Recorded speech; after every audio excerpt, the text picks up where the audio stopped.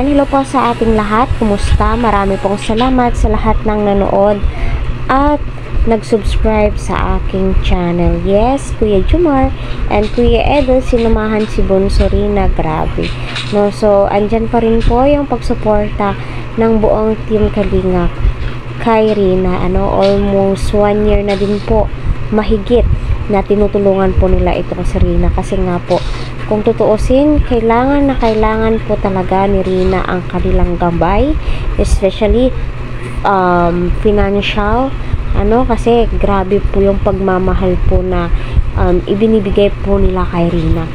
Nag-aaral pa sa private school, may tutor pa siya, nandyan pa ang kanyang Mama Ruda, at andyan pa ang kanyang Kuya Rob, Kuya Eds, at Kuya Jomar, na patuloy pong nagmamahal sa kanya, and especially yung mga supporters na grabe ang saya dahil nga sa wakas andyan si Kuya Edu, sinasamahan din po pala itong si Rina. Kaya patuloy po natin suportahan si Kalingap Rob, Kuya Val, at ang buong team. Huwag po natin skip ang kanilang ads. So, good vibes lamang po tayo dito.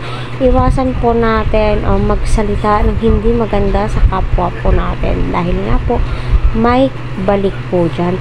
Yung sa atin lang dito, yung suporta, pagmamahal, panunood, huwag po natin kaligtaan na tapusin po talaga yung video, kasi dyan po nila kinukuha lahat upang matulungan ang kanilang mga beneficiary na kagaya nga po ito kay Rina. Naway marami pa po tayong mapanood